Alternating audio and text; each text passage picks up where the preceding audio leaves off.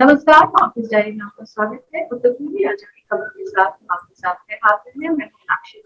मेरे साथ बात करने के लिए मौजूद है द वायर की नेशनल अफेयर्स एडिटर संगीता बोलते। संगीता जी, आपका स्वागत है। आज हम बात करेंगे असम की। असम में हेमंत बिस्वा सरकार की 100 दिन पूरे हुए कुछ हफ्ते पहले, और जिसके बाद सरकार की तरफ से उनकी उपलब्धियों की जो सूची थी वो दी जाने लगी। सामान्यतः जब हम देखते हैं ऐसा तब होता है जब सत्ता में परिवर्तन हुआ हो, पर ऐसे में हेमंत बिस्वा सरकार का आपकी उपलब्धियां गिनवाना, वो भी 100 दिन, जो कि बहुत छोटा समय होता है, वो सवाल उठाता है कि क्या वो अपनी ही पिछली सर्बानंद सोनोवाल की सरकार से अपनी तुलना कर रहे थे। संगीता जी, मेरा पहला सवाल यही है कि इस जब ये 2 हफ्ते पहले हुआ तब हेमंत बिस्वा ने एक राष्ट्रीय न्यूज़पेपर था, उसमें संपादकीय लिखा और उसका हेडिंग जो दिया गया था वो था sowing the seeds of new Assam, यानी नए आसाम के बीज बोए जा रहे हैं। क्या इसका अर्थ होगा उनका नए आसाम में? हमें एक अगर हम अब एक पत्रकार की नजर से देखें तो हमें क्या समझना चाहिए और एक आम नागरिक को क्या समझना चाहिए जब वो ये कहते हैं कि एक नया आसाम है जिसको वो तैयार करते हैं? मेरा जितना असम का समझ है और हिमंतो बिश्वा शर्मा के जो पॉलिटिकल ट्रेजेक्टरी का अंदाज है, उसमें से मैं इसको दो तरीका से देखना चाहूंगी। एक तो ये है कि ये पहली बार बहुत दिन वो चीफ मिनिस्टर बनने का प्रयास कर रहे थे कांग्रेस के जमाने से, तो उसके बाद बीजेपी में फाइनली उनको चीफ मिनिस्टर बनने का मौका मिला। अब ये उनका जो एक जनरल जो परसेप्शन है असम में, असम के नागरिक के बीच, वोटर्स के बीच, ये है कि ये कैपेबल लीडर है, ये डिसीजन ले सकते हैं, क्योंकि इनका जो कोविड का जो इनिशियल जो सर्ज था असम में, इन्होंने अच्छे से इसका रोका। ये सब थोड़ा बहुत उनको एक उनका एक इम्प्रेशन ये है, तो उससे उनको, लेकिन एक और इम्प्रेशन ये भी है कि इनका करप्शन और ये सब का भी एलिगेशंस पहले से हैं और बहुत बड़े पैसे की एलिगेशंस हैं। तो और इनका जो मेन मेंटर है, जो पॉलिटिकली उनका जो आगे लाया उनको, ये असम के कांग्रेस चीफ मिनिस्टर जो अभी नहीं रहे, हितेश्वर सैकिया का। सो इनको हितेश्वर सैकिया की जो अंग्रेजी में कहती है शब्द प्रोटेजी माना जाता है। तो लेकिन हितेश्वर सैकिया का जो पब्लिक इमेज है, वो इमेज डिसीजन मेकर का है कि शार्प डिसीजंस ले सकते हैं, शार्प माइंड है, लेकिन पब्लिक फ्रेंडली नहीं। लोगों को लोग उनको प्यार नहीं किया कभी। तो मुझे लगता है कि हिमंतो इसके बारे में वो कॉन्शियस है, तो ये उस हिसाब से वो एक अच्छी तरह से शुरुआत करना चाहते हैं, उनका अपना अच्छा पब्लिक इमेज बनाना चाहते हैं, जिस वजह से वो सभी के बहुत सारे लोगों को इन्वॉल्व करना चाहते हैं। तो उस हिसाब से वो न्यू असम की बात कर रहे हैं। और दूसरी बात ये है कि न्यू असम में भी एक, क्योंकि वो बीजेपी से आते हैं, तो हमें उसको भी पार्टी के नजरिया से भी देखना पड़ेगा। तो उसमें मुझे लगता है ये न्यू असम और नए भारत, ये सब का एक वो उस हिसाब से वो आगे बढ़ाना चाहते हैं। तो न्यू भारत का जब हम बात करते हैं तो मुझे लगता है न्यू भारत के लिए बहुत कुछ चीजें ऑलरेडी 100 दिन में कर चुके हैं। जैसे ये काउ प्रोटेक्शन एक्ट लाए गए, ये कंट्रोवर्शियल एक्ट है ये, क्योंकि असम में जब आप देखेंगे कि बहुत लोग सेग्रीगेटेड लिविंग नहीं करते हैं, पर्टिकुलरली असमीज मुस्लिम्स।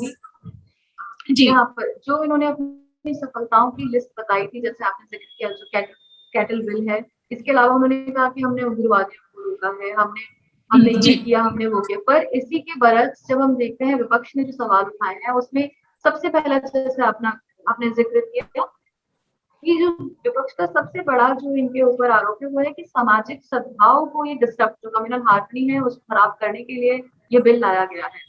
जहां तक इन्होंने उग्रवादियों और अपराधियों की बात की, उसमें कहा गया है कि ये एनकाउंटर जो हो रहा है, बहुत सारे एनकाउंटर्स पिछले कुछ महीनों में हुए जिनका बचाव किया। जब भी आरोप लगे कि ये एनकाउंटर ठीक नहीं थे या ये सही नहीं थे या इनको कथित तौर पर फर्जी कहा गया, तब हिमंता बिस्वा शर्मा ने उनका बचाव किया। बचाव करके उन्होंने जस्टिफाई बिल्कुल सही प्रयास है, अपराधों को इसी तरीके से, अपराधियों को इसी तरीके से काबू में किया जाएगा। हालांकि गैर न्यायिक हत्याओं को लेकर लगातार अदालतों ने सवाल उठाए हैं, लगातार सरकारों को, पुलिस को कटघरे में खड़ा किया है।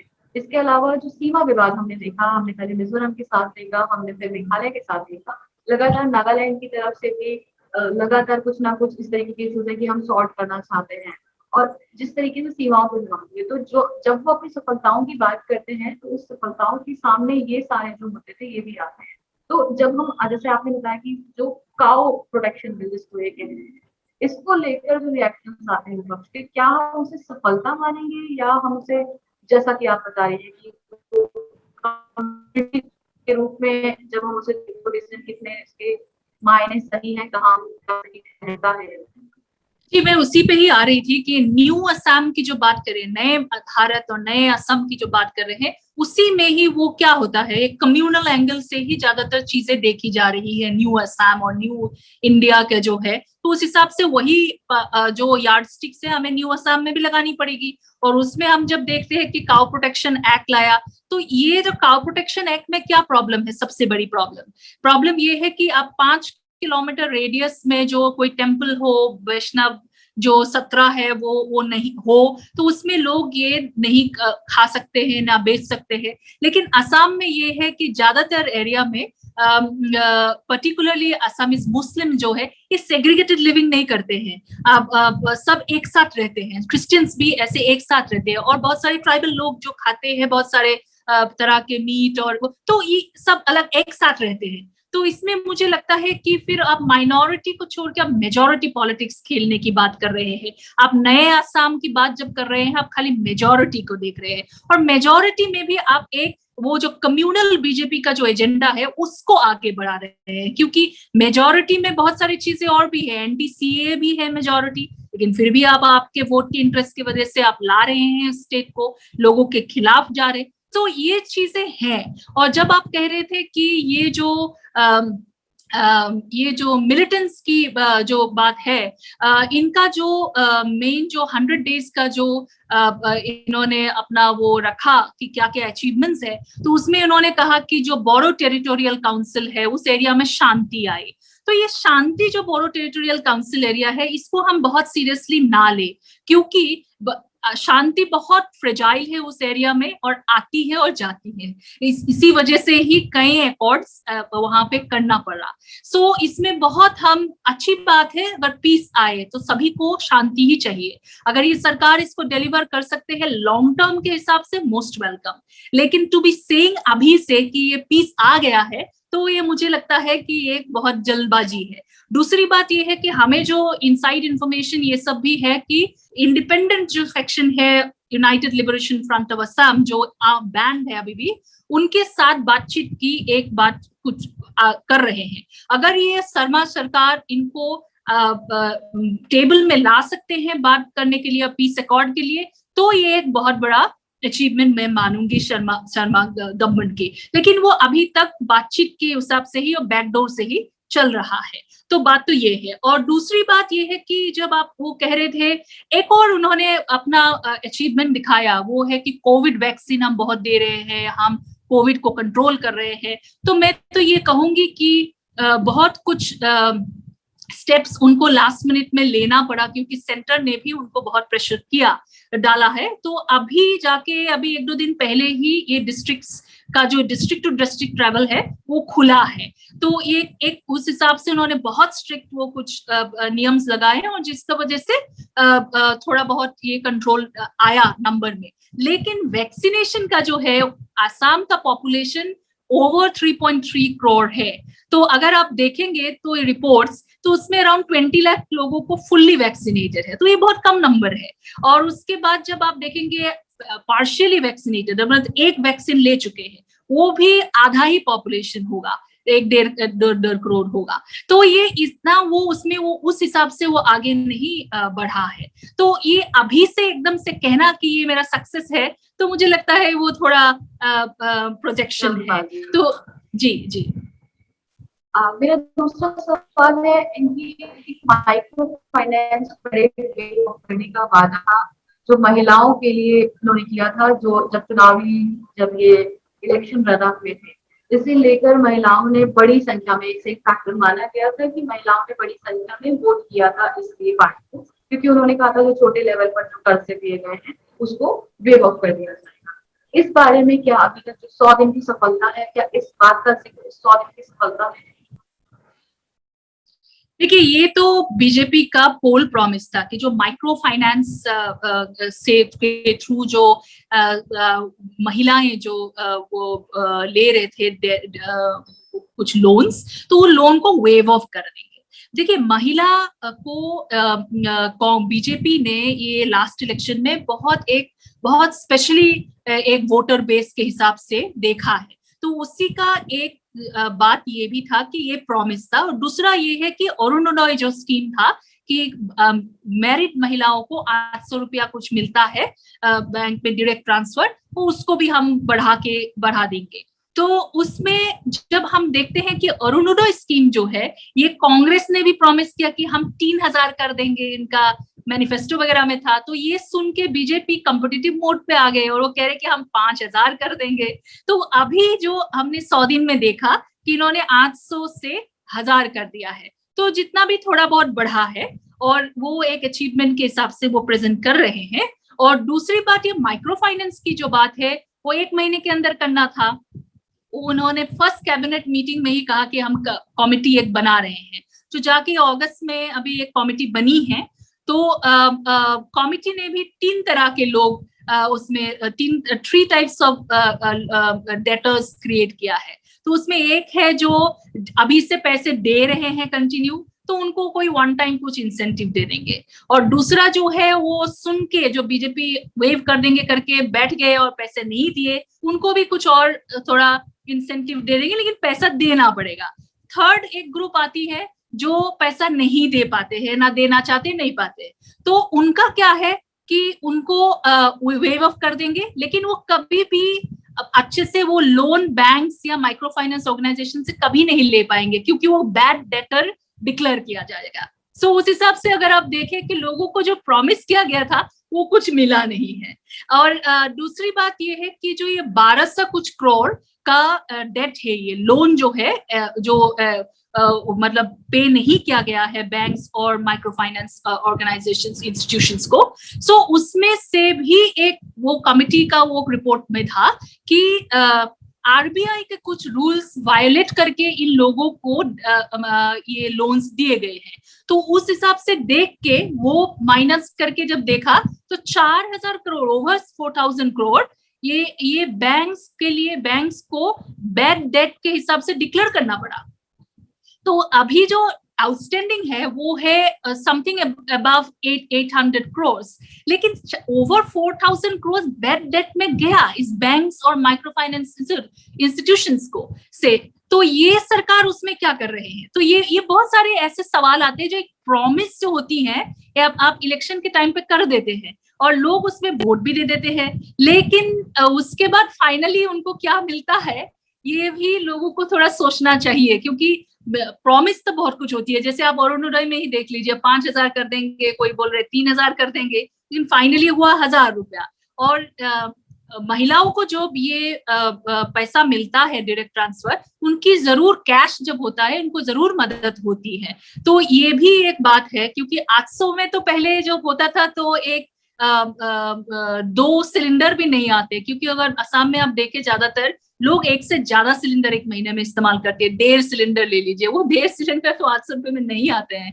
तो अब ये अब उसका पैसा और बढ़ गया, सरकार ने 1000 कर दिया लेकिन सिलेंडर का दाम बढ़ गया। तो लोग जब इस हिसाब से उस हिसाब से देखेंगे तो उनको लगेगा कि कहाँ ये सब जुमलाबाजी हो रही है वोट के कारण।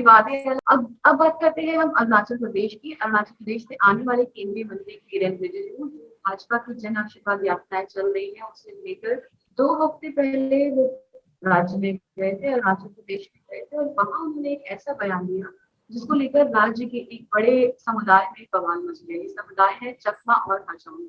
कथित तौर पर, ऐसा कि बहुत साफ साफ कई अखबारों में, मीडिया में बयान मिल जाएगा कि रिजिजू साहब ने वहां कहा कि चकमा और हाजोंग को राज्य को छोड़ना होगा। अभी चकमा और हाजोंग में, यहाँ मैं आपको बता दूं कि तो पूर्वी पाकिस्तान था, जब वहां पर पूर्वी पाकिस्तान में 1962 के दशक में कप्ताई बांध जब बनना शुरू हुआ, तो वहां से बड़े पैमाने पर जो अल्पसंख्यक थे वो वहां से, उस समय भारत की खुली सीमाएं थी, उसके रास्ते भारत पहुंचे थे। चकमा जो है वो चिटागोंग हिल ट्रैक्स करके जो जगह है वहां से आने वाले बौद्ध लोग हैं, मूल रूप से ये बौद्ध हैं, और जो हाजोंग है वो हिंदूज हैं। अब ये समुदाय अरुणाचल प्रदेश में वैसे ही पूरे पूर्वोत्तर में फैला हुआ है, पर इनका जो बहुलता है वो अरुणाचल प्रदेश में है। वहाँ के स्थानीय लोगों के साथ में कई सारे डिफरेंसेस चलते रहते हैं, और पर इसमें महत्वपूर्ण पहलू ये है कि सुप्रीम कोर्ट द्वारा इन्हें 1996 में भारतीय नागरिक मान लिया, यानी कि अब ये भारतीय नागरिक है। ऐसे में जब किरण रिजिजू ने बयान दिया, तब उनके संगठन जो चकमा लोगों के संगठन है उनकी तरफ से इसका काफी विरोध हुआ। संगीता जी, ये पूरा मामला जो था ये बहुत ही सेंसिटिव होता है। पूर्वोत्तर में इस तरीके के कई समुदायों के आपस में जो है विभेद है, वो लोग आपस में एक दूसरे को लेकर स्थानीय वर्सेस बाहरी वाला जो संघर्ष है वो सवाल उठाते रहते हैं। ऐसे में अरुणाचल प्रदेश में, और वो समुदाय जो हमेशा से अगर हम देखें तो भारतीय जनता पार्टी के साथ ही रहा है, तो उस समुदाय को लेकर जो टिप्पणी केंद्रीय मंत्री ने की उसको किस तरीके से देखा जाता है? देखिए, ये जो समुदाय है चकमाज और हाजोंग हिंदूज होते हैं, और जो चकमाज है ये बुद्धिस्ट है ज्यादातर। और जैसे आपने कहा, ये कप्ताई डैम जो 1961 में ईस्ट पाकिस्तान था, उस टाइम तो बांग्लादेश नहीं था, तो उन्होंने वो डैम का कमीशन किया, तो बहुत सारे लोग वहां से डिस्प्लेस्ड हो गए। तो ओपन बॉर्डर था, तो बहुत सारे लोग असम में, उस टाइम तो असम ही था मेन स्टेट, उसके बाद में ही ये सब सारे बाकी स्टेट्स बने वहां से, तो आके सेटल हुए कुछ एरियाज में। फिर जाके भारत सरकार ने 1960s में इनको नेफा कहते थे तब, Arunachal north east frontier agency, तो वहां पे उनको सेटल किया। लेकिन 80s के टाइम से, जब दशक से आप देखेंगे, असम में भी एंटी फॉरेनर मूवमेंट शुरू हुआ, और led by student organisation all Assam students union, तो वो भी बाहरी जो है आउटसाइडर के खिलाफ हुआ। वो आउटसाइडर वाला जो एजिटेशन था वो जाके एंटी फॉरेनर हुआ, और एंटी फॉरेनर जो जाके वो एंटी बांग्लादेशी हुआ। तो उसमें जो है अरुणाचल में भी ये शुरू हुई चकमा हाजोंग्स के खिलाफ कि ये भी तो बाहरी है, फिर फॉरेनर है, फिर बांग्लादेशी है, क्योंकि अब तो ये चिटागोंग हिल डिस्ट्रिक्ट बांग्लादेश में पड़ता है। लेकिन ये जब भारत सरकार ने इनको सेटल किया था 14,888 लोगों को सेटल किया था, मैन विमेन चिल्ड्रन। तो उसके बाद ये जाके उनका जो सेटल किया था 3 डिस्ट्रिक्ट में उस टाइम अरुणाचल के, तो ऑल असम जो अरुणाचल प्रदेश स्टूडेंट्स यूनियन है, उन्होंने भी एक एजिटेशन सबसे चला रहे हैं, आंसू जैसे चला रहे थे असम में, तो ऐसे कि इनको बाहर का है, इनको बाहर भेज दिया जाए। तो ये बहुत सेंसिटिव मामला है एक तरह से। तो अगर आप पूरे नॉर्थ ईस्ट का देखें, तो नॉर्थ ईस्ट में इशू हम एक तरह से देख सकते हैं कि कह सकते हैं कि ये जो बहुत ये जो मूवमेंट्स हैं, तो ये बहुत दरे रहते हैं लोग, और ये इस वजह से ये सब चला रहे हैं। लेकिन लोगों का ये लोग अगर आप देखेंगे तो ये जो समुदाय हैं, ये बहुत छोटे छोटे समुदाय हैं, तो इनका दर भी उतना ही, जितना छोटा समुदाय उनका बड़ा दर है कि हमारे को, क्योंकि इलेक्टोरल डेमोक्रेसी में नंबर मैटर्स, सो इसी वजह से ये पॉलिटिक्स थ्राइव करते हैं, और ये डिमांड्स जो है, ये कैंपेन जो है, ये थ्राइव करते हैं, लोगों को सेंटिमेंट्स मूव कर सकते हैं। इस वजह से असम में भी वैसे ही है, अरुणाचल में भी ऐसे है। लेकिन ये जो लोग हैं, ये भी को बचाए गए, तो इन्होंने सुप्रीम कोर्ट में 1996 में सुप्रीम कोर्ट ने बोला कि ये तो बैठे हुए हैं, इनको सुप्रीम कोर्ट में इंडियन सिटीजनशिप दी जाए। फिर कुछ नहीं हुआ। उसके बाद 2015 में फिर से पिटीशन जारी मूव किया इनके ऑर्गेनाइजेशंस जो हैं, चकमा के, हाजोंग के ऑर्गेनाइजेशंस, तो सुप्रीम कोर्ट ने फिर टिप्पणी करी, तो उसमें ना जो स्टेट गवर्नमेंट फिर काम करने लगे। स्टेट गवर्नमेंट ने फिर आवेदन मांगे, जो जितने एप्लीकेशंस हैं, एप्लीकेशंस में उसमें टाइम देखा गया कि जो 14,000 लोग थे, उसमें से कुछ 4,000 कुछ लोग ही बचे हुए हैं, बाकी सब गुजर चुके हैं। तो उन्होंने जो अप्लाई किया उसके बाद भी कुछ नहीं हुआ, तो बैठे 1996 में इन्होंने अप्लाई किया था, फिर 2015 तक बहुत दिन हो जाता है, और स्टेट गवर्नमेंट्स के ऑफिसेस तो आप जानते ही हैं कैसे है, तो बहुत सारे डैमेज हो चुके। सो अराउंड 1700 कुछ ऐसे प्रोसेस करके मिनिस्ट्री ऑफ होम अफेयर्स को भेजा गया फॉर सिटीजनशिप देने के लिए, लेकिन अभी भी वो उनको चीफ सिटीजनशिप नहीं मिले। लेकिन कुछ लोग हैं, अबाउट अराउंड 5000 लोग, ये चकमा ऑर्गेनाइजेशन के लोग ही मुझे कह रहे हैं कि अराउंड 5000 लोग जो हैं वो बॉर्न इन इंडिया है, सो बाय बर्थ ये लोग इंडियंस हैं, तो वो वोट देते हैं। लेकिन बाकी जो ओरिजिनल लोग हैं जो आके बैठे थे और जिसके लिए सुप्रीम कोर्ट ने एक वो जारी की ऑर्डर, वो आज तक उनको नहीं मिला है।